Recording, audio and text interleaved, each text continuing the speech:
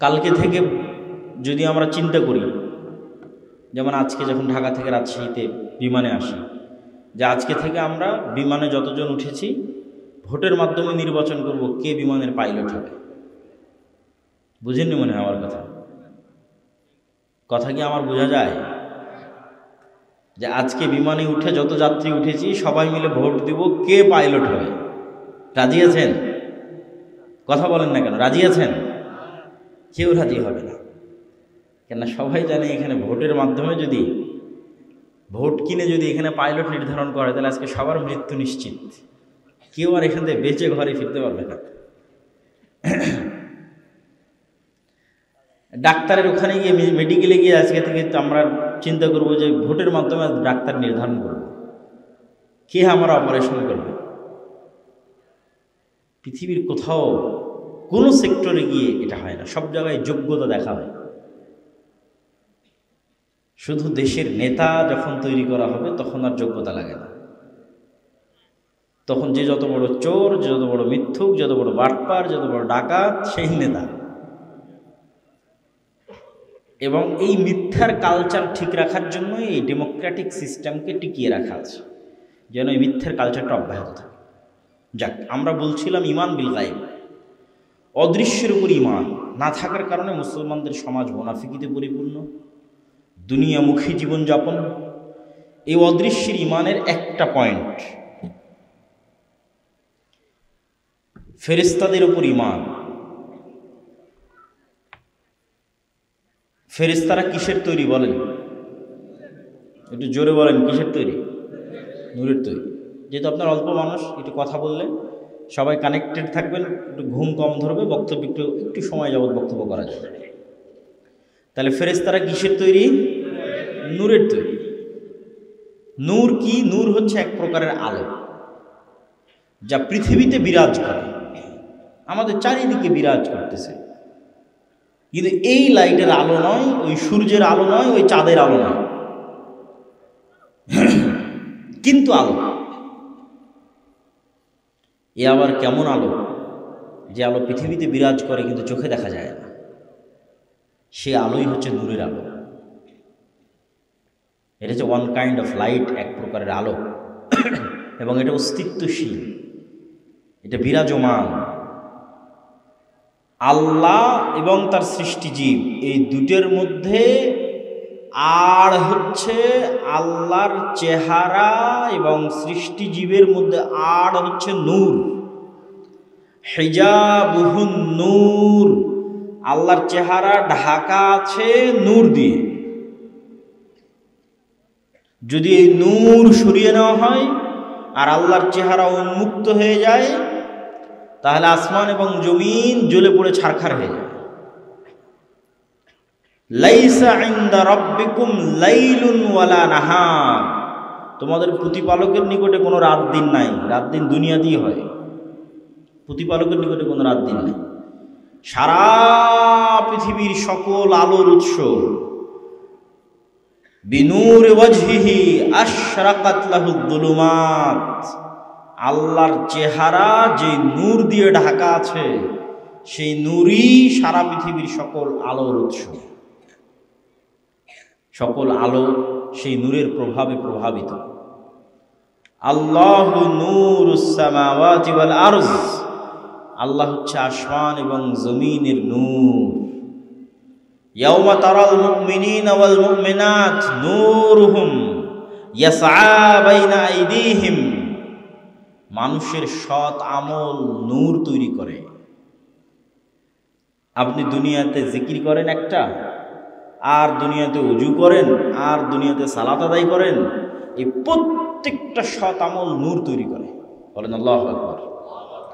আর সেই নূর আল্লাহ কোরআনে বলছে, দুনিয়াতে যে যত নূর হাসিল করেছে, মানে যার ব্যাটারিতে যত বেশি চার্জ, যে যত নূর হাসিল করেছে, মৃত্যুর পর থেকে সেই নূরের প্রভাব সে দেখতে পাবে। তার কবরের অন্ধকার আলোকিত হবে তার আমলের নূরে, কিয়ামতের মাঠের অন্ধকার আলোকিত হবে তার আমলের নূরে। ইয়াউমা তারাল মুমিনিনা ওয়াল মুমিনাত নূরুহুম ইয়াসআ বাইনা আইদিহিম। তাদের নূর তাদের হাতের ডানে বামে বিচ্ছুরিত হতে থাকবে। পুলসিরাত অতিক্রম করার সময় সে নূর দেখতে পাবে, সে নূরের প্রভাবে, নূরের আলোয় আলোকিত হয়ে পুলসিরাত অতিক্রম করবে। যখন অজু করেছে দুনিয়াতে, এই অঙ্গগুলো কিয়ামতের মাঠে নূরের কারণে প্রজ্বলিত হবে, জলজল জলজল করবে নূরের কারণে। তো মানুষের সৎ আমল নূর তৈরি করে। আল্লাহর কোরআন নূর, আল্লাহর দ্বীন নূর। মা কুনতা তাদরি মাল কিতাব ওয়াল ঈমান ওয়ালাকিন জাআলনাহু নূরান নাহদি বিহি মান নাশা। আপনি জানতেন না কিতাব কাকে বলে, ঈমান কাকে বলে, কিন্তু আমি আল্লাহ এই কিতাবকে নূর বানিয়ে দিয়েছি। ইউরিদুনা লিইউতফিউ নূরাল্লাহ ওয়াল্লাহু মুতিম্মু নূরিহি। দুনিয়ার মানুষ চায় আল্লাহর নূরকে মিটিয়ে দিতে, আর আমি আল্লাহ আমার নূরকে পৃথিবীতে প্রতিষ্ঠিত করেই ছাড়ব। আল্লাহর নূর হচ্ছে তার দ্বীন আল ইসলাম, তার কিতাব আল কোরআন। তো ঠিক তেমনি আল্লাহর যেই নূর আল্লাহ সুবহানাহু ওয়া তাআলা পৃথিবীতে রেখেছেন, এই নূরের তৈরি হচ্ছে ফেরেশতা।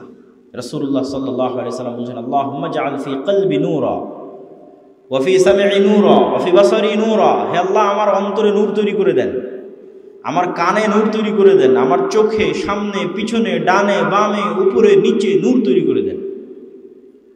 তো নূর যদি নাই থাকে, কোথায় থেকে তৈরি হবে? মানুষের চোখের পাওয়ার যেমন বাস্তব, নূর তেমন বাস্তব। যে আপনার চোখে নূর তৈরি হবে, এটা তেমন বাস্তব। কানের পাওয়ার যেমন বাস্তব, কানে নূর তৈরি হবে, এটা তেমন বাস্তব। তো আপনি বলে দেখা যে যায় না? পৃথিবীতে এমন অসংখ্য কিছু আছে যা আমরা জানি না। আমরা জানি না মানে নাই, এটা মিথ্যা কথা। আজ থেকে 100 বছর আগে যে মানুষ মারা গেছে, ওকে উঠান, উঠিয়ে বলেন যে আব্দুল্লাহ আজকে এখানে বক্তব্য দিবে, আর সেই বক্তব্য আমি ঢাকায় বসে থেকে শুনব। তখনই ঢাকায় বসে থেকে শুনব। ও বলবে যে পাগল, বিশ্বাস করবে না, এটা অসম্ভব যে আব্দুল্লাহ গাবতলীতে বসে কথা বলবে, সে কথা তুমি ঢাকায় বসে সাথে সাথে শুনবা, কেমনি সম্ভব? এটা ছিল গায়েব। এটাই আজ থেকে 100 বছর আগে এটা গায়েব। অথচ পৃথিবীর এই আলোর তরঙ্গের মধ্যে আমার কথা বহন করে নিয়ে যাবে এই ক্ষমতা, আমার ভিডিও দৃশ্য বহন করে নিয়ে যাবে এই ক্ষমতা, পৃথিবী যেদিন সৃষ্টি হয়েছে ওই দিন থেকেই আছে। আমি মনে হয় বুঝাতে পারিনি কথা, কি আমার বুঝতে পারছেন? যে আমার কথা এই আলোর তরঙ্গের মধ্যে দিয়ে উঠতে উঠতে আমেরিকা চলে যাবে, সাথে সাথে এই ক্ষমতা এই আলোর তরঙ্গের মধ্যে পৃথিবী যেদিন সৃষ্টি হয়েছে ওই দিন থেকেই আছে। মানুষ জানত না। মানুষ আজ থেকে 50 বছর, 20 বছর, 30 বছর আগে জানতে পেরেছে, দিয়ে ব্যবহার করতেছে। তো মানুষ জানে না মানে নাই, এটাই তো মিথ্যা কথা। আপনি যখন রিমোট দিয়ে এসি অন করেন, অফ করেন, তখন রিমোট কন্ট্রোলের মধ্যে থেকে একটা আলো বের হয়ে এসিতে গিয়ে লাগে, ইনফ্রারেড রে লাইট। ওই আলো কয়দিন দেখেছি? ঠিক আছে, বিজ্ঞানের যন্ত্র দেখে, কিন্তু এমনও কিছু আছে বিজ্ঞানের যন্ত্র ধরতে পারে। যেমন মানুষের যে ঘ্রাণ শক্তি, এটার চাইতে কুকুরের ঘ্রাণ শক্তি 10,000 গুণ বেশি। তো আমি যদি মাইকে নাক লাগিয়ে বলি যে না, এই মাইকের তো কোনো গন্ধ নাই, একটা পানি নিয়ে নাক লাগিয়ে বললাম না, এই পানিতে তো কোনো গন্ধ নাই, তো এটা মিথ্যা কথা হবে। আল্লাহ সুবহানাহু ওয়া তাআলা পবিত্র কোরআন মাজিদে বলেন, আলিফ লাম মিম যালিকাল কিতাবু লা রাইবা ফীহি হুদাল লিল মুত্তাকিন। এই সেই কিতাব, পবিত্র কোরআন, যার মধ্যে সন্দেহের বিন্দুমাত্র অবকাশ নেই। আর এই কিতাব হেদায়েত স্বরূপ, আলোকবর্তিকা স্বরূপ মুত্তাকিদের জন্য। তোমরা কি জানো মুত্তাকি কারা? আল্লাযীনা ইউমিনুনা বিল গায়ব। মুত্তাকি তারাই যারা গায়েবের উপর ঈমান রাখে। গায়েব মানে হচ্ছে যা চোখে দেখা যায় না, অদেখা, অজানা। অদেখা, অজানা, অচেনা জিনিসকে গায়েব বলা হয়। যা চাক্ষুষ সচক্ষে দেখা যায় সেটা গায়েব নয়। আর গায়েবের উপর ঈমান হতে হবে ইয়াকিনের লেভেলে। ওয়াবিল আখিরাতি হুম ইউকিনুন। আর তারা পরকালের উপর ইয়াকিন রাখে। ইয়াকিন কি? আপনারা হয়তো দীর্ঘক্ষণ থেকে শুনতেছেন প্রধান বক্তা আব্দুল্লাহ বিন আব্দুর রাজ্জাক আসবে, এসেছেন, আসবে। তো এতক্ষণ ছিল ঈমান, যে ঠিক আছে আয়োজক কমিটিকে আমরা বিশ্বাস করি, হয়তো সত্যি আসবে। আর যখন আমি এখানে উপস্থিত হয়ে গেছি তখন ইয়াকিন, যে না ঠিকই তো এসেছে। তো যখন কোনো জিনিস চোখের সামনে ঘটে যায় তখনই সেটা ইয়াকিন। আমরা বিশ্বাস করি আগুন জ্বালিয়ে দেয়, সচক্ষে দেখলাম আগুন কাউকে জ্বালিয়ে দিচ্ছে, আমি নিজে আগুনে জ্বলে গেলাম। তো আগুন যে জ্বালায়, এটার উপর মানুষের বিশ্বাসের মাত্রা সর্বোচ্চ কার? যে নিজে আগুনে জ্বলে গেছে তার, না যে নিজে আগুনে জ্বলেনি তার? যে নিজে আগুনে জ্বলে গেছে তার বিশ্বাসের মাত্রা সর্বোচ্চ। যে আগুন যে জ্বালায়, তো আসলে কেমন জ্বালায়, জ্বালানো মানেটা কি? কেন ও নিজে আগুনে জ্বলে গেছে।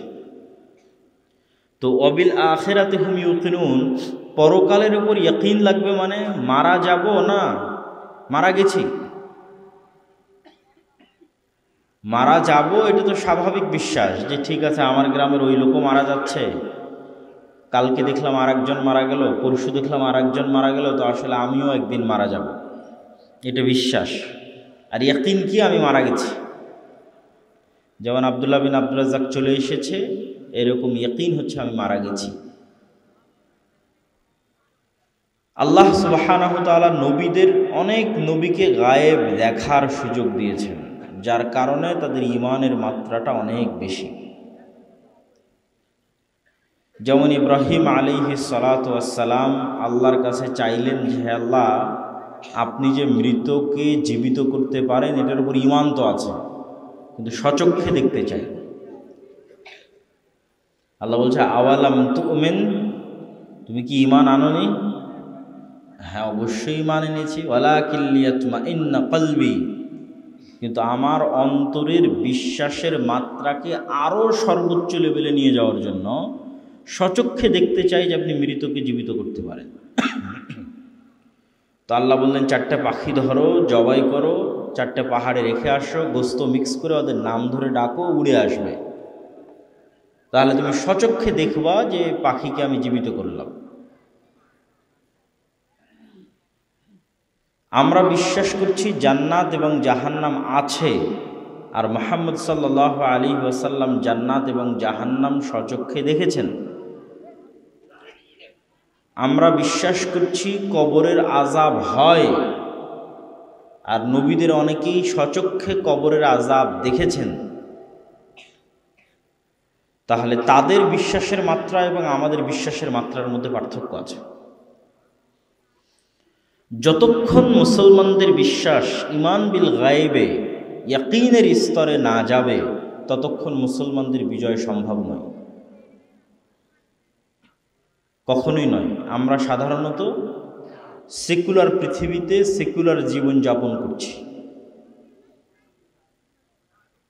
এই জন্য আমরা সবসময় কম্প্রোমাইজ করাতে ব্যস্ত। মুসা আলাইহিস সালাতু ওয়াস সালামের কওম এবং তিনি ফেরাউনের নিকটে দুনিয়াবী শক্তির দিক থেকে যতটা দুর্বল ছিলেন, আজকের গাজার মানুষেরাও অতটা দুর্বল নয় ইসরায়েলের কাছে। কিন্তু আজকের গাজার মানুষের যদি কোনো দুর্বলতা থাকে সেটা ঈমান বিল গায়বে দুর্বলতা। আজকের মুসলমানদের যদি কোনো দুর্বলতা থাকে ওটা ঈমান বিল গায়বে দুর্বলতা। আর মুসা আলাইহিস সালাতু ওয়াস সালামকে আল্লাহ সচক্ষে শিখিয়েছেন আল্লাহর গায়েব কি। আপনি দীর্ঘদিন থেকে যেই ফোন ব্যবহার করে আসতেছেন, আমি সেই ফোনকে পরিবর্তন করে আরেকটা জিনিস বানিয়ে দিলাম। তো মুসা আলাইহিস সালামকে আল্লাহ ওই দিন নতুন কোনো লাঠি দেয়নি। মুসা আলাইহিস সালাম দীর্ঘদিন থেকে এই লাঠি ব্যবহার করে আসতেছে। আল্লাহ আবার ওটা রিচেক করতেছে, মুসা তুমি এটা কি করো এই লাঠি? তো বলে আল্লাহ এই লাঠি দিয়ে গর্ত পড়লে লাফ দিয়ে পার হই। আপনাদের গ্রামগঞ্জে যেটা কাড়াল বলে, গর্তের মধ্যে কাড়াল দিয়ে লাফ দিয়ে পার হয়, অথবা পাতা পাড়ার জন্য ব্যবহার হয়। তো আল্লাহ এটা দিয়ে আমি মাঝে মধ্যে গাছের পাতা পাড়ি। তো এখন বাড়ির কাড়াল যদি দীর্ঘদিন থেকে ব্যবহার করে, নতুন করে আর একটা কাড়াল দিয়ে বলতেছে এটাকে সাপ বানিয়ে দিলাম না, যেটা তুমি মেলা দিন থেকে ব্যবহার করে আসতেছো ওইটা এখন তোমার চোখের সামনে সাপ হয়ে যাবে। যাতে তুমি এই বিশ্বাসে ইয়াকিন অর্জন করো যে পৃথিবীতে যা চোখে দেখা যায় তাই সব নয়, এর আড়ালে গায়েব বলে কিছু আছে, যার একচ্ছত্র মালিকানা আল্লাহ সুবহানাহু ওয়া তাআলার উপরে। পৃথিবীর সকল কার্যকরণের সূত্রের মালিক সৃষ্টিকর্তা আল্লাহ, বাহ্যিক কার্যকরণের সূত্র আল্লাহরই তৈরি করা, ওইটারও মালিক তিনি। তাহলে তুমি ফেরাউনের সাথে লড়াই করতে পারবা, না হলে মুসা আলাইহিস সালামের পক্ষে সম্ভব নয় ফেরাউনের সাথে লড়াই করা। দুনিয়াবি দিক থেকে সম্ভব নয়, দুনিয়াবি শক্তি সামর্থ্যের দিক থেকে সম্ভব নয়। একটাই লজিক আছে মুসার ফেরাউনের লড়াই হওয়ার, সেটা হচ্ছে মুসা আলাইহিস সালামের ঈমান বিল গায়েব সর্বোচ্চ লেভেলে, যার কারণে ফেরাউনের যা শক্তি সামর্থ্য, জাদু মন্ত্র, বিশাল সেনাবাহিনী, এগুলোর কোনো মূল্য মুসা আলাইহিস সালামের কালবে, মুসা আলাইহিস সালামের অন্তরে চুল পরিমাণ কোনো মূল্য নেই। কেননা তিনি জানেন ইন্নাল্লাহা আলা কুল্লি শাইইন কাদির, আল্লাহ সুবহানাহু ওয়া তাআলা এগুলো সকল কিছুর উপর সর্বোচ্চভাবে ক্ষমতাবান। আর আজকে মুসলমানদের ঈমান বিল গায়েব নাই দেখেই শিরকের আড্ডা, মন্দির পাহারা দিয়ে ভোট ভিক্ষা করতে হচ্ছে।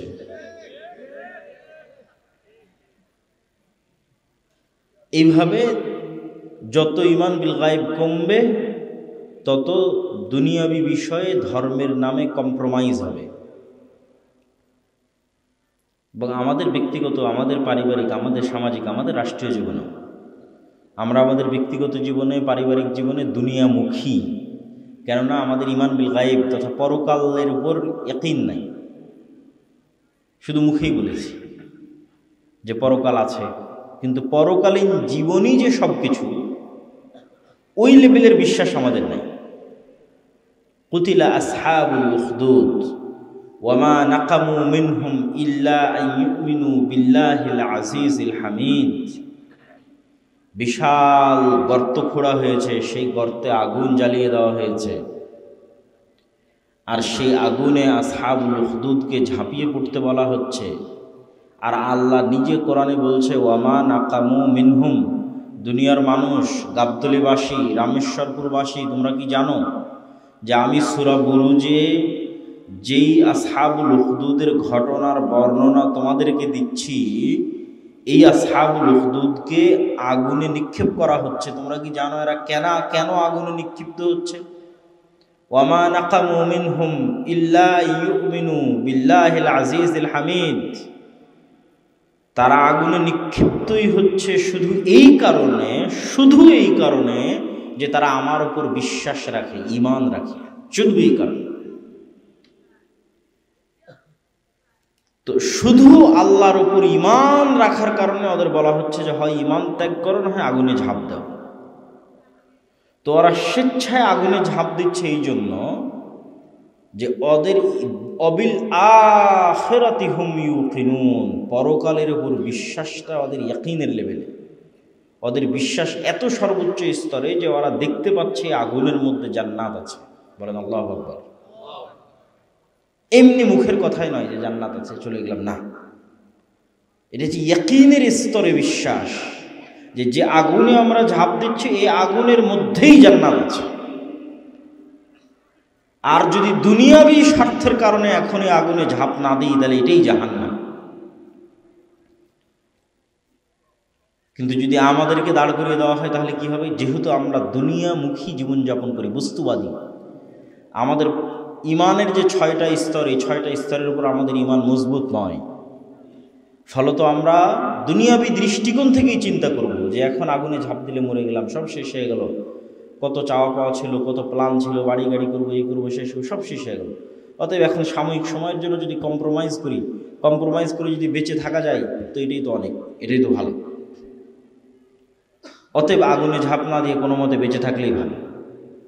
কেননা আমরা শুধু মনে করি যে দুনিয়াটাই সব কিছু, পরকালই যে সব কিছু, ওই লেভেলের বিশ্বাসই তৈরি হয়নি, ওই পর্যায়ের ঈমানই তৈরি হয়নি। তাহলে আপনি কিভাবে ইসলামী রাষ্ট্র তৈরি করবেন? বাংলাদেশে বাংলাদেশের সবচেয়ে পরহেজগার মানুষকেও যদি রাষ্ট্র ক্ষমতা দেওয়া হয়,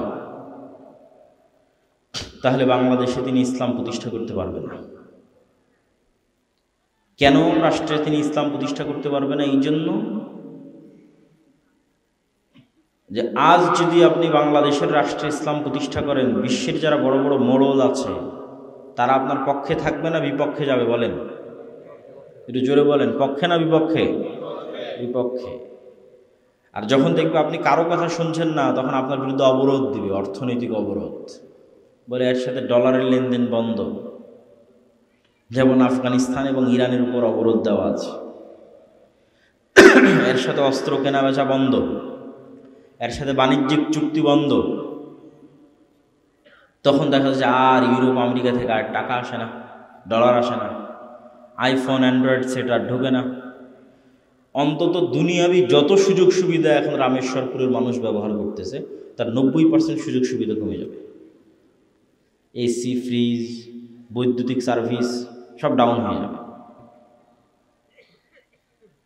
তাহলে পরের দিনই গাবতলী, রামেশ্বরপুর, বগুড়া, বাংলাদেশের মানুষ রাস্তায় বের হয়ে বলবে এই ইসলামের দরকার নাই বাবা, তোমরা যাও তো, আগে ভালো মতন থাকা খাওয়া পড়া যেটার ব্যবস্থা ছিল সেটার আগে দরকার আছে। না কথা আমি ভুল বললাম? এটাই বাস্তব। কেননা তাদের ইমানই তো মজবুত হয়নি, তাহলে কিভাবে তারা ইসলামের উপর টিকে থাকবে?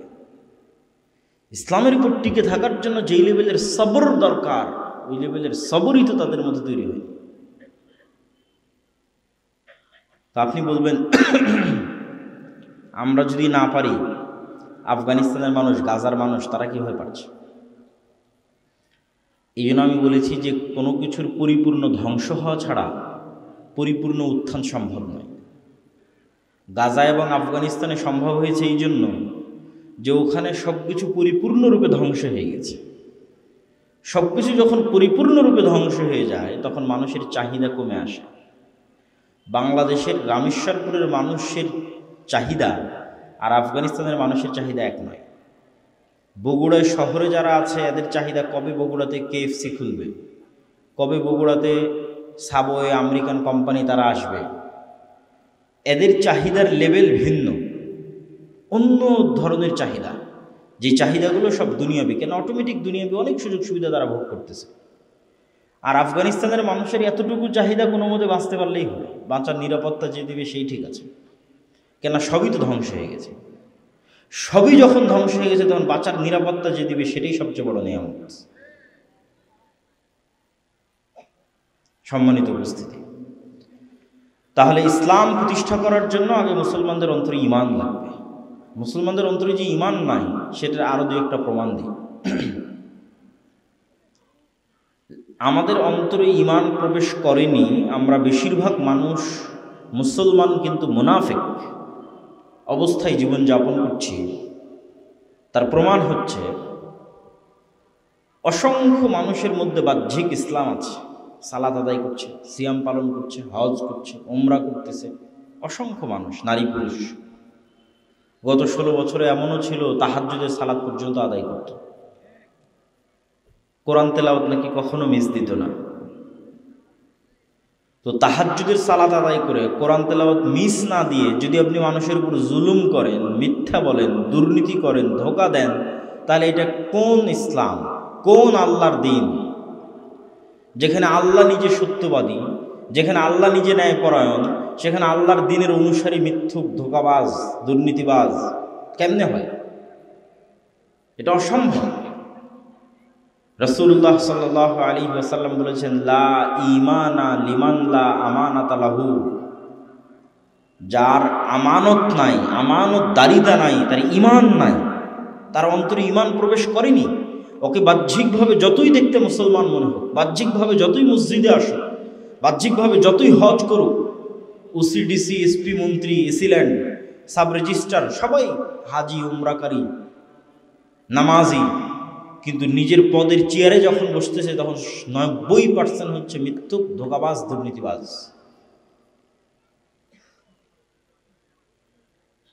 ইউরোপ, আমেরিকা, লন্ডন, পৃথিবীর অন্যান্য দেশে যত মুসলমান গেছে, এরা যত বেশি কাগজ জালিয়াতি করে, যত বেশি মিথ্যা তথ্য দেয়, পৃথিবীতে আর কোনো দেশের মানুষ অত মিথ্যা তথ্য দেয় না। তাহলে মিথ্যার যদি পরিসংখ্যান করা হয় সারা পৃথিবীতে, তাহলে দেখা যাবে যে মিথ্যাই সবচেয়ে এগিয়ে মুসলমানেরা। আল্লাহ বলছেন তিনি সত্যবাদী, আল্লাহ সকল নবী পাঠালেন সত্যবাদী, আল্লাহ বলছেন তিনি ন্যায়পরায়ণ, সকল নবী ন্যায়পরায়ণ। আর বর্তমান পৃথিবীর জরিপে সবচেয়ে বেশি মিথ্যা বলবে মুসলমানেরা, বলে, অলরেডি বলে। আমরাও যারা বক্তব্য শুনছি, বসে আছি, তারাও যদি নিজের কলার খুলে নিজের গলার দিকে চেয়ে দেখি, নিজের বগলের দিকে চেয়ে দেখি, নিজের বুকে হাত দিয়ে চিন্তা করে দেখি যে আমরা দৈনন্দিন কত মিথ্যার সাথে উঠা বসা করি, কত রকমের মিথ্যার আশ্রয় নিই। কোর্টে গেলে এখন পর্যন্ত যতদিন কোর্টে গেছে কোনোদিন মনে হয়নি যে কেউ এখানে সত্য বলতেছে। আল্লাহ ভালো না, কোনোদিন বিশ্বাস তৈরি হয়নি যে মনে হয় এখানে কেউ সত্য বলতেছে, এইটা পাইনি এখন পর্যন্ত। হতে পারে আল্লাহর কোনো বান্দা কোর্টে সত্যবাদী থেকেও থাকতে পারে, আপনারা হয়তো জানেন, কিন্তু আমার কাছে মনে হয়নি কোর্টে গিয়ে এখন পর্যন্ত যে এখানে কেউ এখানে সত্য বলতেছে। কে সত্য বলতেছে? আল্লাহ। সবাই মুসলমান, কোর্টের মসজিদে সবাই মুসল্লি, সবার মুখে দাঁড়িয়ে, সবাই মিথ্যুক। তাহলে কেমনে তারা মুসলমান, কেমনে তারা মুমিন? এটিই তো আমার মাথায় কাজ করে না। এদের অন্তরে তো ঈমান প্রবেশ করেনি। সম্মানিত উপস্থিতি, একই অন্তরে ঈমান এবং মিথ্যা একত্রিত হতে পারে না। কিন্তু মুসলমানদের এই ভয়ঙ্কর ভয়াবহ অবস্থার পিছনে কারণ কি? মুসলমানদের এই ভয়ঙ্কর ভয়াবহ অবস্থার পিছনে কারণ হচ্ছে গোলামি, দাসত্বের মানসিকতা, ঔপনিবেশিক দাসত্ব। যে ঔপনিবেশিক দাসত্ব হচ্ছে সারা পৃথিবীতে England, Europe, Spain, France, Italy এদের রাজত্ব ছিল সারা পৃথিবীতে। আমেরিকাও একসময় এদের উপনিবেশ ছিল, পুরো আফ্রিকা এদের উপনিবেশ, পুরো ভারত উপমহাদেশ এদের উপনিবেশ। বর্তমান যা মানচিত্র আছে সব মানচিত্র এদের তৈরি করা। তো ওই গোলামির যে কালচার, মুসা আলাইহিস সালাতু ওয়াস সালামকে বানু ইসরায়েলদের সাথে বড় না করে ফেরাউনের বাড়িতে আলাদা করে বড় করা হলো কেন? বানু ইসরায়েলদের সাথে বড় হলে উনিও লুকিয়ে লুকিয়ে পালিয়ে পালিয়ে বড় হতেন। একটা টাকার জন্য, একটা রুজির জন্য মারামারি কাড়াকাড়ি করতেন, হিংসা বিদ্বেষে লিপ্ত হতেন, মিথ্যা বলা শিখতেন। তো মিথ্যা বললে তো নেতাও হতে পারবে না, নবী হতে পারবে না। তো আমরা যখন 190 বছর গোলাম ছিলাম তখন আমরা এগুলো শিখেছি। রুজির জন্য মারামারি করা, একটা টাকার জন্য মিথ্যা বলা, একটা টাকার জন্য কাটাকাটি করা, একটা পদের জন্য মারামারি করা, যে কালচার গণতন্ত্রের নামে এখনো আমাদের মধ্যে অব্যাহত রাখা আছে। কালকে থেকে যদি আমরা চিন্তা করি, যেমন আজকে যখন ঢাকা থেকে রাজশাহীতে বিমানে আসি, যে আজকে থেকে আমরা বিমানে যতজন উঠেছি ভোটের মাধ্যমে নির্বাচন করব কে বিমানের পাইলট হবে। বুঝেননি মনে হয় আমার কথা কি আমার বোঝা যায়? যে আজকে বিমানে উঠে যত যাত্রী উঠেছি সবাই মিলে ভোট দিব কে পাইলট হবে। রাজি আছেন? কথা বলেন না কেন? রাজি আছেন? কেউ রাজি হবে না, কেন? সবাই জানে এখানে ভোটের মাধ্যমে যদি ভোট কিনে যদি এখানে পাইলট নির্ধারণ করে তাহলে আজকে সবার মৃত্যু নিশ্চিত, কেউ আর এখান থেকে বেঁচে ঘরে ফিরতে পারবে না। ডাক্তারের ওখানে গিয়ে, মেডিকেলে গিয়ে আজকে থেকে আমরা চিন্তা করব যে ভোটের মাধ্যমে ডাক্তার নির্ধারণ করব কে আমার অপারেশন করবে। পৃথিবীর কোথাও কোনো সেক্টরে গিয়ে এটা হয় না, সব জায়গায় যোগ্যতা দেখা হয়। শুধু দেশের নেতা যখন তৈরি করা হবে তখন আর যোগ্যতা লাগে না। তখন যে যত বড় চোর, যে যত বড় মিথ্যুক, যত বড় বাটপার, যত বড় ডাকাত, সেই নেতা। এবং এই মিথ্যার কালচার ঠিক রাখার জন্য এই ডেমোক্রেটিক সিস্টেমকে টিকিয়ে রাখা আছে, যেন এই মিথ্যার কালচারটা অব্যাহত থাকে। যাক, আমরা বলছিলাম ঈমান বিল গায়ব, অদৃশ্যের উপর ঈমান না থাকার কারণে মুসলমানদের সমাজ মুনাফিকিতে পরিপূর্ণ, দুনিয়ামুখী জীবনযাপন, এই অদৃশ্যের ইমানের একটা পয়েন্ট, ফেরেশতাদের উপর ইমান। ফেরেশতারা কিসের তৈরি বলেন? একটু জোরে বলেন, কিসের তৈরি? নূরের তৈরি। যেহেতু আপনার অল্প মানুষ, একটু কথা বললে সবাই কানেক্টেড থাকবেন, একটু ঘুম কম ধরবে, বক্তব্য একটু সময় যাবত বক্তব্য করা যাবে। তাহলে ফেরেশতারা কিসের তৈরি? নূরের তৈরি। নূর কি? নূর হচ্ছে এক প্রকারের আলো, যা পৃথিবীতে বিরাজ করে, আমাদের চারিদিকে বিরাজ করতেছে। কিন্তু এই লাইটের আলো নয়, ওই সূর্যের আলো নয়, ওই চাঁদের আলো নয়, কিন্তু আলো। এ আবার কেমন আলো? যে আলো পৃথিবীতে বিরাজ করে কিন্তু চোখে দেখা যায় না, সে আলোই হচ্ছে নূরের আলো। এটা হচ্ছে ওয়ান কাইন্ড অফ লাইট, এক প্রকারের আলো, এবং এটা অস্তিত্বশীল, এটা বিরাজমান। আল্লাহ এবং তার সৃষ্টিজীব, এই দুটের মধ্যে আর হচ্ছে আল্লাহর চেহারা এবং সৃষ্টিজীবের মধ্যে আর হচ্ছে নূর। হিজাবুহুন নূর, আল্লাহর চেহারা ঢাকা আছে নূর দিয়ে। যদি এই নূর সরিয়ে নেওয়া হয় আর আল্লাহর চেহারা উন্মুক্ত হয়ে যায়, তাহলে আসমান এবং জমিন জ্বলে পড়ে ছারখার হয়ে যায়। লাইসা ইনদা রাব্বিকুম লাইলুন ওয়ালা নাহার, তোমাদের প্রতিপালকের নিকটে কোনো রাত দিন নাই। রাত দিন দুনিয়াতেই হয়, প্রতিপালকের নিকটে কোনো রাত দিন নাই। সারা পৃথিবীর সকল আলোর উৎস,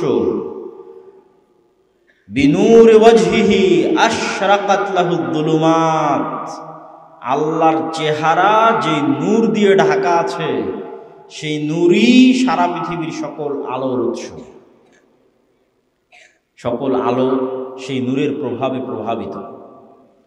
আল্লাহু নূরুস সামাওয়াতি ওয়াল আরজ, আল্লাহ হচ্ছে আসমান এবং জমিনের নূর। ইয়াউমা তারাল মুমিনিনা ওয়াল মুমিনাত নূরুহুম ইয়াসআ বাইনা আইদিহিম, মানুষের সৎ আমল নূর তৈরি করে। আপনি দুনিয়াতে জিকির করেন একটা, আর দুনিয়াতে উজু করেন, আর দুনিয়াতে সালাত আদায় করেন, এই প্রত্যেকটা সৎ আমল নূর তৈরি করে। বলেন আল্লাহু আকবার।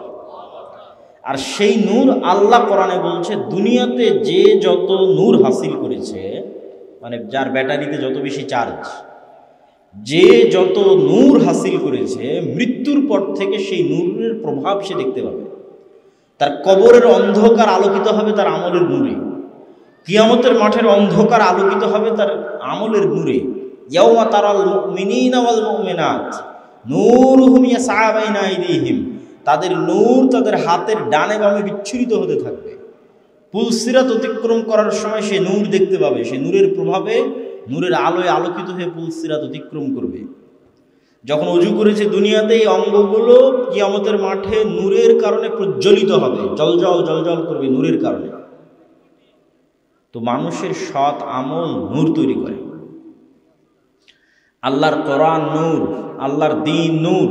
মা কুনতা তাদরি মাল কিতাব ওয়াল ঈমান ওয়ালাকিন জাআলনাহু নূরান নাহদি বিহি মান নাশা, আপনি জানতেন না কিতাব কাকে বলে, ঈমান কাকে বলে, কিন্তু আমি আল্লাহ এই কিতাবকে নূর বানিয়ে দিয়েছি। ইউরিদুনা লিইউতফিউ নূরাল্লাহ আল্লাহু মুতিম্মু নূরিহি, দুনিয়ার মানুষ চায় আল্লাহর নূরকে মিটিয়ে দিতে, আর আমি আল্লাহ আমার নূরকে পৃথিবীতে প্রতিষ্ঠিত করেই ছাড়বো। আল্লাহর নূর হচ্ছে তার দ্বীন আল ইসলাম, তার কিতাব আল কোরআন। তো ঠিক তেমনি আল্লাহর যেই নূর আল্লাহ সুবহানাহু ওয়া তাআলা পৃথিবীতে রেখেছেন, এই নূরের তৈরি হচ্ছে ফেরেশতা। রাসূলুল্লাহ সাল্লাল্লাহু আলাইহি সাল্লাম বলেছেন, আল্লাহুম্মা জাআল ফি কলবি নূরা ওয়া ফি সামঈ নূরা ওয়া ফি বাসারি নূরা, হে আল্লাহ আমার অন্তরে নূর তৈরি করে দেন, আমার কানে নূর তৈরি করে দেন, আমার চোখে, সামনে, পিছনে, ডানে বামে, উপরে নিচে নূর তৈরি করে দেন। তো নূর যদি নাই থাকে, কোথায় থেকে তৈরি হবে? মানুষের চোখের পাওয়ার যেমন বাস্তব, নূর তেমন বাস্তব, যে আপনার চোখে নূর তৈরি হবে এটা তেমন বাস্তব। কানের পাওয়ার যেমন বাস্তব, কানে নূর তৈরি হবে এটা তেমন বাস্তব। তো আপনি বলে দেখা যে যায় না, পৃথিবীতে এমন অসংখ্য কিছু আছে যা আমরা জানি না। আমরা জানি না মানে নাই, এটা মিথ্যা কথা। আজ থেকে 100 বছর আগে যে মানুষ মারা গেছে ওকে উঠান, উঠিয়ে বলেন যে আব্দুল্লাহ আজকে এখানে বক্তব্য দিবে, আর সেই বক্তব্য আমি ঢাকায় বসে থেকে শুনব। তখনই ঢাকায় বসে থেকে শুনব। ও বলবে যে পাগল, বিশ্বাস করবে না, এটা অসম্ভব যে আব্দুল্লাহ গাবতলীতে বসে কথা বলবে, সে কথা তুমি ঢাকায় বসে সাথে সাথে শুনবা, কেমনি সম্ভব? এটা ছিল গায়েব। এটাই আজ থেকে 100 বছর আগে এটা গায়েব। অথচ পৃথিবীর এই আলোর তরঙ্গের মধ্যে আমার কথা বহন করে নিয়ে যাবে এই ক্ষমতা, আমার ভিডিও দৃশ্য বহন করে নিয়ে যাবে এই ক্ষমতা পৃথিবী যেদিন সৃষ্টি হয়েছে ওই দিন থেকেই আছে। আমি মনে হয় বুঝাতে পারিনি কথা, কি আমার বুঝতে পারছেন? যে আমার কথা এই আলোর তরঙ্গের মধ্যে দিয়ে উঠতে উঠতে আমেরিকা চলে যাবে, সাথে সাথে এই ক্ষমতা এই আলোর তরঙ্গের মধ্যে পৃথিবী যেদিন সৃষ্টি হয়েছে ওই দিন থেকেই আছে। মানুষ জানত না। মানুষ আজ থেকে 50 বছর, 20 বছর, 30 বছর আগে জানতে পেরেছে, দিয়ে ব্যবহার করতেছে। তো মানুষ জানে না মানে নাই, এটাই তো মিথ্যা কথা। আপনি যখন রিমোট দিয়ে এসি অন করেন, অফ করেন, তখন রিমোট কন্ট্রোলের মধ্যে থেকে একটা আলো বের হয়ে এসিতে গিয়ে লাগে, ইনফ্রারেড রে লাইট। ওই আলো কয়দিন দেখেছে? ঠিক আছে, বিজ্ঞানের যন্ত্র দেখে, কিন্তু এমনও কিছু আছে বিজ্ঞানের যন্ত্র ধরতে পারে। যেমন মানুষের যে ঘ্রাণ শক্তি, এটার চাইতে কুকুরের ঘ্রাণ শক্তি 10,000 গুণ বেশি। তো আমি যদি মাইকে নাক লাগিয়ে বলি যে না, এই মাইকের তো কোনো গন্ধ নাই, একটা পানি নিয়ে নাক লাগিয়ে বললাম না, এই পানিতে তো কোনো গন্ধ নাই, তো এটি মিথ্যা কথা হবে। সেলের একটা করোনা ভাইরাসের মতো, একটা ভাইরাসের মতো সূক্ষ্ম জিনিসের গন্ধ কুকুর ঘ্রাণ নিতে পারে। যে করোনা ভাইরাসের সেলের গন্ধটা কি, এটা কুকুর নিতে পারে। মানুষের তৈরি কোনো যন্ত্রও নিতে পারে। মানুষের নাক তো বহুদূরের কথা। তাহলে এখন মানুষের তৈরি যন্ত্র যদি বলে যে না, এই করোনা ভাইরাসের, এই ভাইরাসের কোনো গন্ধ নাই, বা এই ক্যান্সার সেলের কোনো গন্ধ নাই, তাহলে এটা মিথ্যা কথা। গন্ধ আছে কি নাই ও কুকুর জানে, তুমি জানো না। তো এইরকম পৃথিবীতে এমন অসংখ্য আওয়াজ আছে যে আমরা শুনি না, আমাদের যন্ত্র শোনে না, কিন্তু আল্লাহর সৃষ্টিজীব শোনে। আর এরকম অসংখ্য আলো আছে আমরা দেখি না, কিন্তু আল্লাহর সৃষ্টিজীব দেখে। রাসূল সাল্লাল্লাহু আলাইহি ওয়াসাল্লাম বলেছেন, ইজা সামি'তুমুদ-দীকা, যখন তোমরা দেখবে মোরগ ডাকছে, তখন তোমরা কল্যাণ চাও, কেননা মোরগ নূরের আলো দেখতে পায়। বলেন আল্লাহু আকবার। ফেরেশতার আলো দেখতে পায়। ফেরেশতা নূরের তৈরি, নূর এক প্রকারের আলো যা পৃথিবীতে বিরাজমান। মানুষ দেখতে পায় না, আল্লাহর সৃষ্টি দেখতে পায়। মানুষের তৈরি যন্ত্র দেখতে পায় না, আল্লাহর সৃষ্টি দেখতে পায়। এবং যখন গাধা ডাকবে তখন তোমরা শয়তান থেকে পরিত্রাণ চাও, কেননা গাধা শয়তানকে দেখতে পায়। শয়তান আবার আর এক ভিন্ন আলো থেকে তৈরি। ফেরেশতারা নূরের আলো থেকে তৈরি, শয়তান আগুনের আলো থেকে তৈরি, দুটোই ভিন্ন ভিন্ন আলো। তাহলে ফেরেশতার আলো যেই লেভেলের তথা নূরের আলো, ওটা মোরগ দেখতে পাচ্ছে, আর শয়তানের আলো যেই লেভেলের তথা আগুনের আলো, ওটা গাধা এবং কুকুর দেখতে পাচ্ছে। তাহলে পৃথিবীতে আমরা দেখি না, আমাদের যন্ত্র দেখে না এবং নেয় না, তার মানে নাই, এটা মিথ্যা কথা। সম্মানিত উপস্থিতি, তাহলে ফেরেশতার অস্তিত্বের উপর বিশ্বাস, এটা ঈমান বিল গায়বের একটা পার্ট। 6টা ঈমান বিল গায়ব। আমানতু বিল্লাহি ওয়া মালাইকাতিহি ওয়া কুতুবিহি ওয়া রুসুলিহি, যে আমরা এই 6টা জিনিসের উপর ঈমান আনলাম, তার মধ্যে 2 নম্বরই আছে ফেরেশতা। আপনার ছেলের অস্তিত্ব যত সত্য, আপনার মায়ের অস্তিত্ব যত সত্য, আপনার বোনের অস্তিত্ব যত সত্য, আপনার ভাইয়ের অস্তিত্ব যত সত্য, এখন আমার আপনার সাথে ফেরেশতা আছে, এটা তার চেয়ে বেশি সত্য। এটা তার চেয়ে বেশি সত্য। কেন বেশি সত্য? আমরা যখন প্রথম সৃষ্টি হয়েছি তখন কোনো মানুষকে দেখিনি। ওয়াইদ ক্বালা রাব্বুকা লিল মালাইকাতি ইন্নী জাইলুন ফিল আরদি খলিফা وإذ قلنا للملائكة اسجدوا لآدم ফাসাজাদু ইল্লা ইবলিস।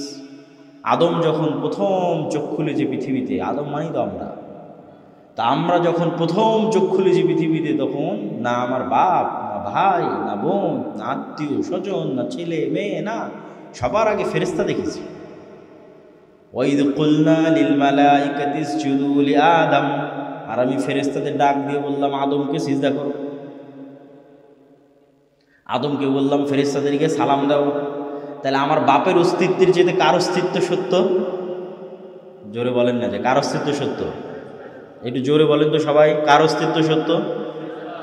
আমার নিজের ছেলে আমার চোখের সামনে জন্ম নিয়েছে, ওর চেয়ে বেশি সত্য কার অস্তিত্ব? আপনার বাড়িতে আমার সাথে, এর চেয়ে সত্য। আমাদের তো ইমানই না যে ফেরেশতা আছে, শুধু মুখে বলার সময় বলেছি যে আমানতু বিল্লাহি ওয়া মালাইকাতিহি, তারপরে শেষ। আর সাহাবীদের ইমানের স্তর দেখেন। রাত যেহেতু লম্বা হয়ে গেছে, বক্তব্য দীর্ঘায়িত করব না, আপনাদের ধৈর্যচ্যুতির আগে বক্তব্য শেষ করব। তো ফেরেশতাদের বিষয়ে সাহাবীদের ইমান দেখেন। উহুদের যুদ্ধে একজন সাহাবী মারা গেছে, শহীদ হয়েছে, তার নাম হানজালা। তিনি বাসর ঘর থেকে বের হয়ে যুদ্ধের মাঠে গেছেন। তার স্ত্রীর দেওয়া তথ্যে তার উপর গোসল ফরজ। সাহাবীরা গিয়ে আল্লাহ নবীর কাছে তার গোসলের বিষয়টি জানতে চাইলেন। রাসূল সাল্লাল্লাহু আলাইহি ওয়াসাল্লাম বললেন, ইন্না সাহিবাকুম তুগাসসিলুহুল মালায়েকা, আরে তোমরা আর হানজালার কি গোসল দিবা, ফেরেশতারা ইতিমধ্যে গোসল দিয়ে ফেলেছে। বলেন আল্লাহু আকবার। তাহলে নেন এবার, ফেরেশতারা এক সাহাবীকে গোসল দিয়েছে যার উপর গোসল ফরজ, বাকি সাহাবীদেরকে সেটা জানানো হচ্ছে। কি পরিমাণ ইন্টারকানেকশন, চোখের সামনে ইন্টারাকশন, যে আমার এই লোকটার গোসল দেওয়া দরকার, একে এখন ফেরেশতারা গোসল দিয়েছে। সাদ বিন মুআজ রাদিয়াল্লাহু তাআলা আনহু মারা গেলেন। আল্লাহ নবী বলেছেন, ইহতাজ্জা লাহু আরশুর রহমান, রহমানের আরশ তার মৃত্যুতে কেঁপে উঠেছে। ওয়া শাহিদাহু ৭০ আলফা মিনাল মালায়েকা, ৭০,০০০ ফেরেশতার জানাজায় অংশগ্রহণ করেছে। আল্লাহু আকবার। এক সাহাবী বলছেন যে আমি যুদ্ধের মাঠে আছি, আব্দুর রহমান বিন আউফ, আমার ডানে এবং বামে দুইজন সাদা পোশাকধারী যুদ্ধ করতেছে, যাদেরকে আমি আগে কোনোদিন দেখিনি, পরে কোনোদিন দেখিনি। আল্লাহ নবীকে বললাম, আল্লাহ নবী বলছে এরা দুইজন ছিল জিবরাইল আর মিকাইল। বলেন আল্লাহু আকবার। খন্দকের যুদ্ধ শেষ করে রাসূল সাল্লাল্লাহু আলাইহি ওয়াসাল্লাম বাড়িতে ফিরেছে, অস্ত্র রেখে দিয়েছে। রাসূল সাল্লাল্লাহু আলাইহি ওয়াসাল্লামের কাছে জিবরাইল এসে বলছে, আপনি অস্ত্র রেখেছেন, আমরা রাখিনি, ইহুদিদের বিরুদ্ধে যুদ্ধ করতে হবে। আল্লাহ নবী সব সাহাবীদের নিয়ে বের হলেন। আনাস রাদিয়াল্লাহু তাআলা আনহু বলছেন, ইন্নী আরা, আমরা চোখের সামনে দেখছি, যখন আল্লাহ নবী আমাদের নিয়ে ইহুদি গোত্রের উদ্দেশ্যে বের হয়েছে, তখন আমরা দেখছি যে আমাদের চোখের সামনে জিব্রাইলের ঘোড়সওয়ার বাহিনীর ঘোড়ার পায়ের আঘাতে তৈরি হওয়া উড়ন্ত ধুলা। আল্লাহ, যে আমরা এখন আক্রমণ করতে যাব, তো আমাদের আগে আগে ধুলা উঠতেছে। এটা কিসের ধুলা? জিব্রাইলের ঘোড়সওয়ার বাহিনী আমাদের আগে আগে ওখানে পৌঁছে গেছে। আল্লাহ নিজে কোরআনে বলছে, তিনি মুহাম্মদ সাল্লাল্লাহু আলাইহি ওয়াসাল্লামের সহযোগিতায় আসমান থেকে ফেরেশতা অবতীর্ণ করেছেন। একদিন আল্লাহ নবী বলছে, আজকে বাড়িতে জিব্রাইল আসেনি কেন? ছবি ছিল, এই জন্য আসেনি। জিব্রাইল আমাকে বারবার মিসওয়াক করতে বলছে, দাঁত ছিলে যাচ্ছে মিসওয়াক করতে করতে, গন্ধে কষ্ট হয়। তাহলে এখন আল্লাহর নবীর মতো পবিত্র মুখের গন্ধে যদি ফেরেশতা কষ্ট পায়, তাহলে যারা আমরা সারাদিন বিড়ি সিগারেট খাচ্ছি, এদের সাথে ফেরেশতা আছে না শয়তান আছে? আমাকে বলেন, জোরে বলেন, কে আছে? শয়তান আছে। এটাই হলো পৃথিবীর খেলার নিয়ম। খেলার নিয়ম আগে জানতে হবে, খেলেন পরে, সমস্যা নেই। কোনটা কোন বলে ছক্কা হবে, কোন বলে ফোর হবে, কোন বলে আউট হবে, কোনটা নো বলে, এটা জানা থাকতে হবে। তো পৃথিবীতে কিভাবে খেলাটা চলে এটা জানা থাকতে হবে। তো পৃথিবীর এই খেলা যদি না জানেন, তাহলে আপনি খেলতেই তো পারবেন না। পৃথিবীর এই খেলা হচ্ছে আমাদের সাথে সদা সর্বদা শয়তান আর ফেরেশতা বিরাজমান। ডিসিশন আমার, কাকে আমার আশেপাশে রাখবো, কাকে আমার আশেপাশে অ্যাক্সেস দিব। বাড়ি ছবি মূর্তি দিয়ে পূর্ণ করে, বাড়িতে সালাম দিয়ে প্রবেশ না করে, বিসমিল্লাহ বলে খাবার শুরু না করে, বাড়িতে একদিনও কোরআন তেলাওয়াত না করে, ওই বাড়িতে আমরা কাকে জায়গা দিয়ে রেখেছি বলেন তো? শয়তানকে জায়গা দিয়ে রেখেছি। তখন আপনার ইচ্ছা, আপনি বাড়িতে শয়তানকে জায়গা দিবেন না ফেরেশতাকে জায়গা দিবেন। কিন্তু এরা আছে পৃথিবীতে বিরাজমান, অস্তিত্বশীল, এবং এরা যে আছে এটা বুঝারও অসংখ্য আলামত এবং চিহ্ন আছে। একদিন 2 রাকাত সালাত আদায় করেন, এই চ্যালেঞ্জ নিয়ে যে পুরো সালাতের মধ্যে আল্লাহর কথা ছাড়া আর কারো কথা মনে করবেন না।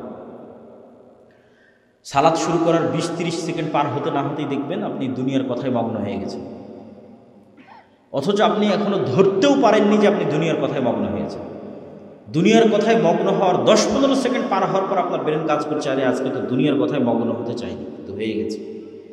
তো এই যে আপনি ধরতে পারার আগেই আপনার অন্তর দুনিয়ার কথায় মগ্ন হয়ে গেল, এটা করলো কে বলেন? একটু জোরে বলেন, এটা কে করলো? শয়তান পৃথিবীতে আছে। এবং এই কালব পৃথিবীর সবচেয়ে সূক্ষ্ম মেশিন, যেখানে একসাথে ফেরেশতা এবং শয়তানের অ্যাক্সেস আছে। যেমন ওয়াইফাইয়ের অ্যাক্সেস দেন আপনারা মানুষের, হুবহু এরকম সেটা বলতেছে না, বোঝানোর জন্য বলতেছে যে ওয়াইফাইয়ের পাসওয়ার্ড দিয়ে দিলেন, ওই হচ্ছে স্ক্যান করে শেয়ার করে অ্যাক্সেস নিয়ে নিলেন। তো একই ওয়াইফাই 5-10 জন চালাচ্ছে একই রাউটার থেকে, একই নেটওয়ার্ক ব্যবহার করে। তো এই কালব হচ্ছে আপার লেভেলের মেশিন। এখানে দুনিয়াবি মোবাইলের অ্যাক্সেস না, কত আপার লেভেলের মেশিন। এখানে শয়তানের অ্যাক্সেস অথবা ফেরেশতার অ্যাক্সেস, ভিন্ন জগতের 2 প্রাণীর অ্যাক্সেস, যা পৃথিবীর আর কোনো মেশিনে সম্ভব নয়। আর মেশিন কেন বলতেছি, অলরেডি তো আমরা আমাদের মাথা পৃথিবীর সবচেয়ে বড় সুপার কম্পিউটার, এটা আর এক ভয়ঙ্কর মেশিন। এটা তো আমরা দেখতেই পাচ্ছি চোখের সামনে, এটা কত বড় মেশিন। কাফা বিনাফসিকাল ইয়াউমা আলাইকা হাসিবা, আজকে কিয়ামতের মাঠে তোমার বিচার করার জন্য তুমি যথেষ্ট। কেন? তোমার চোখই তো ক্যামেরা, আলাদা আর কি বিচার করার দরকার? ওই ক্যামেরা দিয়ে যেমন আমার ভিডিও রেকর্ড হচ্ছে, তুমি তোমার এই চোখের ক্যামেরা দিয়ে কি দেখেছো মোবাইলে, ওটা তোমার ব্রেনে, তোমার মেমোরিতে সেভ হয়ে গেছে। বাইরে যাওয়ার দরকার নাই তো। তুমি তোমার এই কানই হচ্ছে সাউন্ড রেকর্ডার।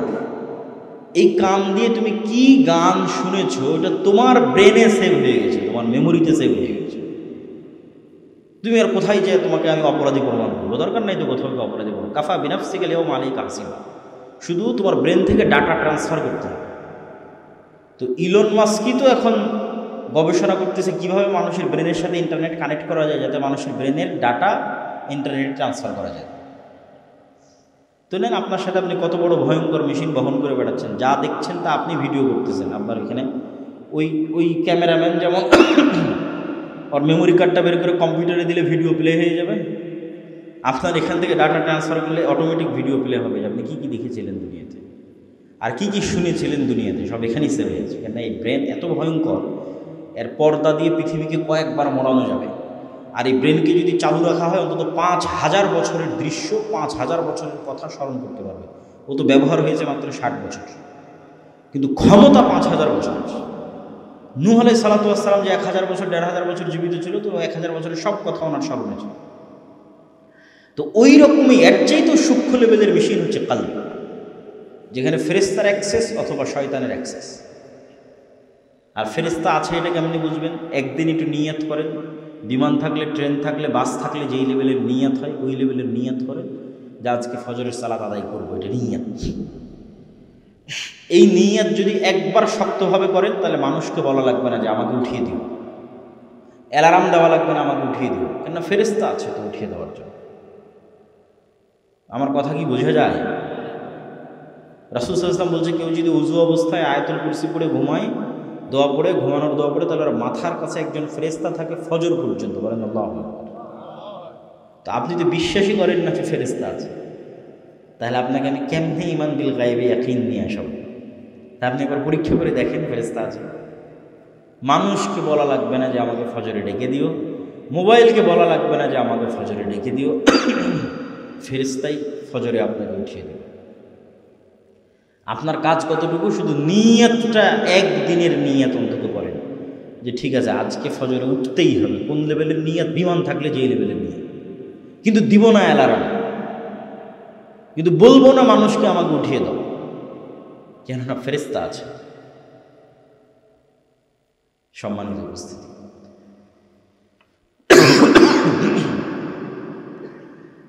তো আমাদের বক্তব্যের শেষ পর্যায়ে এসে জরুরি কয়েকটা কথা, যদি আরেকটু আগে উঠলে হয়তো আরেকটু লম্বা সময় আলোচনা করা যেত। উঠতে দেরি হয়, লম্বা সময় আলোচনা করলে সালাতের ঘাটতি, ফজরের সালাত দুর্বল হয়ে যাবে। এই জন্য বক্তব্য আগে শেষ করা উচিত। তো জরুরি কয়েকটা কথা কি, ঠিক আছে গত বছর রামেশ্বরপুরে এসেছিলাম, ভাই বললেন অনেক মানুষ ছিল, আজকে আসলাম মানুষ হয়তো একটু কম, আর একদিন আসা হবে কিনা জানি না, কিন্তু এই আশাই, এই বক্তব্য দেওয়াই, এটাই যদি দাওয়াতের মাধ্যম হয়, তাহলে বছরে একদিন দাওয়াত দিয়ে কোনো লাভ নাই। প্রকৃত দাওয়াত স্থায়ী দাওয়াত, পার্মানেন্ট দাওয়াত, অল্প হলেও। তা আপনাদের সাথে আবার কবে দেখা হবে না হবে, তার মানে আমাদের দাওয়াত থেকে বঞ্চিত হয়ে যাবেন, এটা তো হয় না। এই জন্য সবচেয়ে জরুরি হচ্ছে আমাদের লেখনীগুলোকে গুরুত্ব দেওয়া, এবং আমাদের লেখনীগুলোর মধ্যে 1 নম্বরে হচ্ছে মাসিক আল ইতিসাম।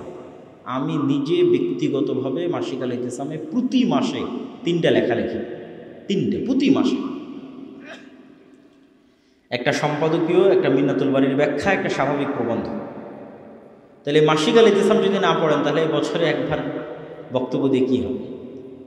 পড়াই জ্ঞান, ইকরা বিসমি রাব্বিকাল্লাযী খালাক, এই দিনটা পড়ার দিন, এই দিনটা জ্ঞানের দিন। জ্ঞানের মাধ্যমেই এই দিনে বিপ্লব আসবে।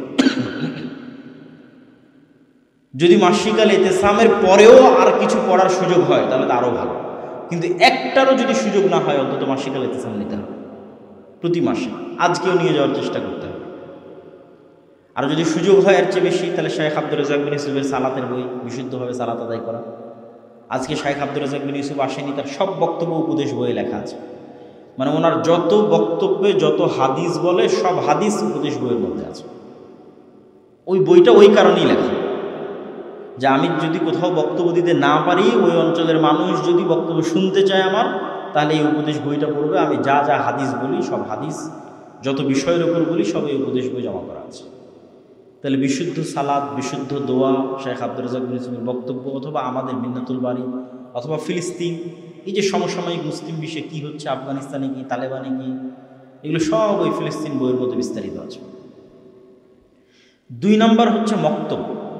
আপনাদের এই অঞ্চলগুলোতে আমরা মক্তব চালাই, কিন্তু মক্তবের সংখ্যা বাড়াতে হবে। সব মসজিদগুলোকে দাওয়ায়ে ইলাল্লাহর অধীনে মক্তব পরিচালনার জন্য দিয়ে দিতে হবে। এখানে তো দায়িত্বশীল আছে, তারা তো কাজ করছে, তাদেরকে মূল্যায়ন করবেন। মক্তবের শিক্ষকদের ট্রেনিংয়ের জন্য জামিয়া সালাফিয়ার যাতায়াত খরচ মসজিদের কমিটিকে দিতে হবে না, থাকা খাওয়া খরচ মসজিদের কমিটিকে দিতে হবে না, সব আমরাই বহন করি। আবার 600 মক্তবের অধিকাংশ মক্তবের কায়দা বইটাও আমরা গত রমজানে ফিরে দেওয়ার চেষ্টা করেছি। তাহলে এত বড় একটা নেয়ামত, এত সুযোগ সুবিধা থাকার পরে যদি আপনারা গ্রহণ না করেন, তাহলে জবাব তো আর আমাদের দিতে হবে না, আপনাদেরই দিতে হবে। কেননা এই একদিনের বক্তব্যের চাইতে প্রতিদিন কোরআন শিখবে, এটা বেশি জরুরি। প্রতিদিন দিন শিখবে, এটা বেশি জরুরি। অল্প হলেও দৈনিক হবে, এটা বেশি জরুরি। বয়স্কদের মধ্যেও কোরআন শিক্ষা চালু করা উচিত, বয়স্ক মহিলাদের মধ্যেও কোরআন শিক্ষা চালু করা উচিত। এই জন্য আমরা মেয়ে মক্তব শিক্ষিকারও ট্রেনিংয়ের আয়োজন করতেছি। এটা বলা হয়, তামিম ভাই যদি স্টেজে থাকে, যে মহিলা যারা মক্তব শিক্ষিকা আছে, যারা এলাকার গ্রামের মহিলা মানুষদের মধ্যে কোরআন শিখাতে চায়, তাদেরও কোরআন শিক্ষার এবং মৌলিক দিন শিক্ষার ট্রেনিংয়ের ব্যবস্থা আমরা করতেছি। 3 নম্বর উপায় হচ্ছে মাদ্রাসাগুলোকে জামিয়া সালাফির সাথে সম্পৃক্ত করা। যেমন এই মাদ্রাসাটা হয়েছে, উনি দাবি জানালেন যেন আমরা নিয়মিত আসি। ইনশাআল্লাহ যদি আল্লাহ তৌফিক দেয়, আমরা আমাদের দায়িত্বের জায়গা থেকে সেটি পালন করার চেষ্টা করব। চতুর্থত, সুদের বিরুদ্ধে যুদ্ধ করতে হবে, এটা খুব জরুরি। যেই গোলামির কথা বলছি, যে ইমান বিল গায়েবের কথা বলছি, যেই নেতৃত্বের বিকাশের কথা বলছি, মুসলমানদের মিথ্যার কারণে, গোলামির কারণে মুসলমানদের নেতৃত্ব যে ধ্বংস হয়ে গেছে, সেটার কথা বলছি। এটার মূল কারণ হচ্ছে সুদ। বানু ইসরাইলদেরকেও ফেরাউন গোলাম বানিয়ে রাখত সুদ দিয়ে, কারণ হচ্ছে সেই সুদের কারবারে লেনদেন করত। আমাদের মা এবং বোনেরা যারা কিস্তিতে জিনিসপাতি কিনেছে, তারা কি মিথ্যা কথা বলে না? বলে না? বলেন একটু আমাকে বলেন, মিথ্যা কথা বলে না? বলে না? বলে। যেই দিন থেকে আপনি মিথ্যা বলা শুরু করেছেন, ওই দিন থেকে আপনি গোলাম হয়ে গেছেন। মিথ্যা দিয়ে কোনোদিন স্বাধীন নেতার জন্ম সম্ভব নয়। খালিদ বিন ওয়ালিদ, আমর ইবনুল আস, মুহাম্মদ সাল্লাল্লাহু আলাইহি ওয়াসাল্লামের মতো, ওমর ইবনুল খাত্তাবের মতো, সালাহুদ্দিন আইয়ুবীর মতো নেতা মিথ্যা দিয়ে জন্ম হওয়া সম্ভব নয়। তো আল্লাহর নবী বলছে বারবার ঋণ থেকে বাঁচতে চায়, লোন থেকে বাঁচতে চায়। তো সাহাবীরা বলছে, আল্লাহ নবী আপনি এত কেন লোন থেকে বাঁচতে চান? আল্লাহুম্মা ইন্নী আউযু বিকা মিনাল মা'সামি ওয়াল মাগরাম, আল্লাহ লোন থেকে বাঁচাও। এত কেন লোন থেকে বাঁচতে চান? তো আল্লাহ নবী বলছেন লোন থেকে এই জন্য বাঁচতে চাই যে যেই দিন থেকে মানুষ লোন নেওয়া শুরু করে ওই দিন থেকে মিথ্যা বলা শুরু করে। মিথ্যা বললে আর নেতা হতে পারবে না, নেতৃত্ব শেষ, গোলামি শুরু। তো এই জন্য গণতন্ত্র আর সুদ এই দুটো দিয়ে মুসলমানেরা যেন আর কেউ মিথ্যার বাইরে না থাকে। মুসলমান মেয়েরা ওই সুদি লেনদেন, কিস্তির লেনদেনে মিথ্যা বলবে, আর মুসলমান যুবকেরা নেতৃত্বের নামে, উমুকের চরিত্র ফুলের পবিত্র নামে একদল আর এক দলের বিরুদ্ধে ওখানে মিথ্যা বলবে। তো সব মিথ্যকে পরিপূর্ণ কে আর নেতা হবে? তো যতদিন সব মিথ্যার মধ্যে থাকবে ততদিন সব গোলাম। মিথ্যা থেকে না বাঁচলে নেতা হওয়া সম্ভব না। মিথ্যা থেকে বাঁচতে চাইলে গণতন্ত্র থেকে বাঁচতে হবে, সুদ থেকে বাঁচতে হবে, লোন থেকে বাঁচতে হবে। তো এই জন্য ইসলামের মূলনীতি যতক্ষণ না বুঝবেন আপনি লোন থেকে বাঁচতে পারবেন না। ইসলামের মূলনীতি হচ্ছে অল্পে তুষ্ট, দুনিয়া বিমুখ, পরকালমুখী। বিপদে পড়ে লোন নিতে পারে, কিন্তু এসি কেনার জন্য লোন নেবে, ফ্রিজ কেনার জন্য লোন নেবে, মোটর সাইকেল কেনার জন্য লোন নেবে, এটা যদি কর্জে হাসানা হয় তবু আর কোনো দলিল কোরআন হাদিসে না। সুদ সহ লোন তো বহু পরের কথা। কর্জে হাসানা দিয়ে মোবাইল কিনবে, মোটর সাইকেল কিনবে, এসি ফ্রিজ কিনবে, বাড়ি পাকা করবে, এটার জন্য কর্জে হাসানা এরও প্রমাণ পাওয়া যাবে। কেন? এটা অল্পে তুষ্টের পরিচয় নয়। বিপদে পড়ে সে লোন নিতে পারে, কর্জে হাসানা নিতে পারে, সম্মানিত বলতে। এই জন্য সুদের বিরুদ্ধে যুদ্ধ করতে হবে। সমাজে কর্জে হাসানা চালু করতে হবে ক্ষুদ্র উদ্যোক্তাদের, যেটা আমরা চালু করেছি, খুব সীমিত পর্যায়ে চালু করেছি, কিন্তু এটা রিস্কি জিনিস। কর্জে হাসানা দিলাম, ফেরত নিতে পারলাম না, তাহলে তার এই প্রজেক্ট চলবে না, অফ হয়ে যাবে। আমাদের কর্জে হাসানা প্রজেক্টে আমরা কোনো দান সংগ্রহ করি না। ওই যে আমরা মানুষকে উৎসাহিত করি যে আপনাদের যে টাকাগুলো ব্যাংক ব্যালেন্সগুলো পড়ে আছে, বিভিন্ন ব্যাংকে ফেলে রেখেছেন, বিকাশে নগদে ফেলে রেখেছেন, ওগুলো আমাদের মুসলিম বাইতুল মালে জমা দেন। ওইটিরই একটা ক্ষুদ্র অংশ আমরা কর্জে হাসানা দিই। যদি একবার আমরা কর্জে হাসানা এস্টাবলিশ করে ফেলতে পারি, রিটার্ন যদি একবার 90% বেশি প্রতিষ্ঠিত করে ফেলতে পারি, তাহলে এটা সারা বাংলাদেশে বা সারা পৃথিবীতে এক নজিরবিহীন প্রজেক্ট হিসেবে প্রতিষ্ঠিত হবে ইনশাআল্লাহ। বলেন আল্লাহুম্মা আমিন। তো আপনাদের কাছে আমাদের এই কার্যক্রমগুলোতে সম্পৃক্ত হওয়ার উদাত্ত আহ্বান জানিয়ে, আর বই পুস্তক এবং কিছু না পারলে মাসিক আলাইতেসাম, আমি জানি না আজকে কোথায় বই বিক্রি হচ্ছে। আমাদের যে বইগুলো গাড়িতে ছিল, কোনো এক কালেকশন বুথের পাশে হয়তো বসে আছে, সেখান থেকে বইগুলো সংগ্রহ করার উদাত্ত আহ্বান জানিয়ে আজকে সংক্ষিপ্ত বক্তব্য এখানেই শেষ করছি। আমাদের যেন আল্লাহ ইমান বিল গায়ব ইয়াকিন লেভেলে দেয়, আমাদের বাড়ি ঘরে যেন আমরা ফেরেশতাদের সাথে থাকতে পারি, আমাদের ছেলে মেয়েকে জিন, শয়তান, বদনজর, কুনজর এগুলো থেকে আল্লাহ হেফাজতে রাখে, আমাদের ছেলে মেয়ে, পরিবার পরিজন তারাও যেন সবসময় ফেরেশতাদের সাথে, ফেরেশতাদের আশেপাশে থাকতে পারে, আল্লাহর সান্নিধ্যে, আল্লাহর নিকটে। সেই তৌফিক আল্লাহ আমাদের দান করুক, আল্লাহুম্মা আমিন। ব্যাংকে সুদমুক্ত হিসাবে টাকা রাখা যাবে কি? রাখা যাবে। তো যেহেতু সুদমুক্ত রাখতে চাচ্ছেন, সেহেতু আমাদের মুসলিম বাইতুল মালে রাখতে পারেন, কর্জে হাসানা ফান্ডে। আত্মহত্যা করতে গিয়ে কেউ যদি বেঁচে যায়, পরবর্তীতে আল্লাহ কি তাকে ক্ষমা করবেন? নিজের ভুল বুঝতে পেরে তার করণীয় সব পাপের ক্ষমা আছে যতক্ষণ শ্বাস আছে, শিরকেরও ক্ষমা আছে যতক্ষণ নিঃশ্বাস আছে। স্বামী প্রবাসে থাকা অবস্থায় আমি নফল রোজা করি, প্রবাস থেকে আমার স্বামী বাধা দেয়, তার নিষেধ অমান্য করি কি রোজা রাখা যাবে? প্রবাস থেকে বাধা দেওয়ার তো কোনো লজিক নাই। নফল রোজা যদি দেশে থাকতো তাহলে বাধা দেওয়ার লজিক ছিল। বসে নামাজ আদায় করার বিধান কি? অসুস্থ হলে করা যাবে। দিনকে সঠিকভাবে জানা ও মানার জন্য কোন বইগুলো? আমরা আমাদের যে আজকে যে আলোচনা করছিলাম, এই আলোচনা এই বইয়ে আছে, কিন্তু এই বইটা এখনও বাইরে স্টলে বিক্রি হচ্ছে না, এটা অনলাইনে অর্ডার দিতে হবে। আল্লাহর পথে যাত্রা, ইসলামের মৌলিক সকল বিশ্বাস, আকিদা এবং বিধানের সারমর্ম এই বইয়ের মধ্যে উল্লেখ করা আছে। ইসলামের দিনের পালাবদল যদি চাঁদের সঙ্গে হয়, তবে দিনে সালাত কয় ওয়াক্ত? এশার সালাত কোন দিনের সঙ্গে যুক্ত হবে? ইসলামে যখন সাহারি এবং ইফতারি হিসেবে গণনা করা হয়, তখন সূর্য উঠা এবং সূর্য ডুবাকে কেন্দ্র করে গণনা করা হয়। আর যখন সালাত হিসেবে গণনা করা হয়, তখন এক দিন এক রাত হিসেবেই গণনা করা হয়, পুরো 24 ঘন্টা হিসেবে গণনা করা হয়।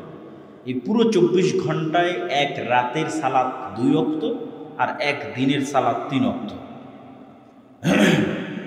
যে মোট 5 ওয়াক্ত, দিনে রাতে মিলিয়ে 24 ঘন্টা মিলিয়ে 5 ওয়াক্ত সালাত। আসসালামু আলাইকুম, আমি আব্দুল খালেক, সিগারেট পান জর্দা কি হারাম নাকি হালাল, দয়া করে উত্তরটা দিবেন। এগুলো উত্তর আর কতদিন দিব, সব জানা কথা। একটা ছোট বাচ্চাও জানে যে এগুলো হারাম। যেখানে আল্লাহর নবীর মুখের গন্ধে, এত পবিত্র মুখের গন্ধে ফেরেশতা আসতে কষ্ট হয়, সেখানে আপনার জর্দার গন্ধে কীভাবে ফেরেশতা আসবে? শয়তান ঢুকে থাকবে মুখের মধ্যে। ভাই, ব্রেনের সম্পর্ক দুনিয়া পর্যন্তই,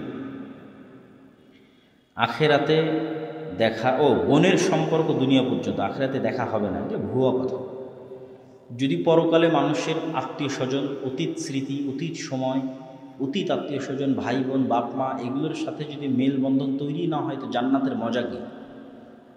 জান্নাতে যাওয়ার মজাই তো এটাই যে আপনি জান্নাতে গিয়ে আবার রামেশ্বরপুরে ফিরে আসতে পারবেন, আবার নিজের শৈশবে ফিরে আসতে পারবেন, আবার ওই বন্ধুবান্ধব, ওই জায়গা, ওই এরিয়া, ওই এলাকা, ওই নদী, ওই মাঠ, সেগুলো সব ঘুরে ঘুরে দেখতে পারবেন।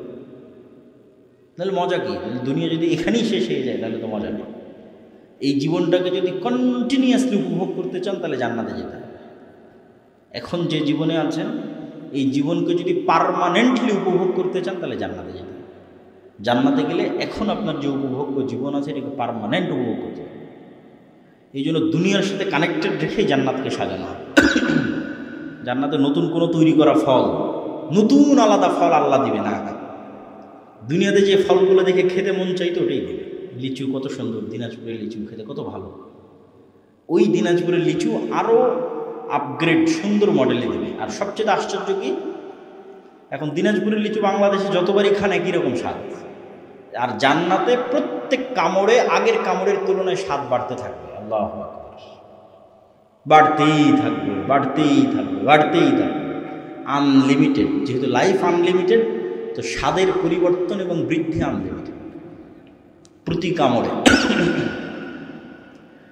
মৃত ব্যক্তিকে স্বপ্নে দেখলে কি হয়? দেখাই যেতে পারে, অস্বাভাবিক কিছু না। স্বপ্নে রূহ বেড়ে হয়ে যায়, রূহ যেহেতু বেড়ে হয়ে যায় সেহেতু সেখানে স্বপ্নের জগতে অন্য অনেক কিছুর সাথে সাক্ষাৎ সম্ভব। অতীতে চলে যাওয়া মানুষজনের সাথেও সাক্ষাৎ সম্ভব, নবী রাসূলদের সাথেও সাক্ষাৎ সম্ভব, ঠিক আছে? এবং স্বপ্ন অনেক সময় সত্যও হয়। সেটা নির্ধারণ হবে কোন সময় স্বপ্নটা দেখেছে তার উপর ভিত্তি করে। আর স্বপ্ন মিথ্যাও হয়, স্বপ্ন শয়তানের পক্ষ থেকে কুমন্ত্রণাও হয়। সুবহানাকাল্লাহুম্মা ওয়া বিহামদিকা আশহাদু আল্লা ইলাহা ইল্লা আনতা আস্তাগফিরুকা ওয়া আতুবু ইলাইক। আসসালামু আলাইকুম ওয়া রাহমাতুল্লাহি ওয়া বারাকাতুহু।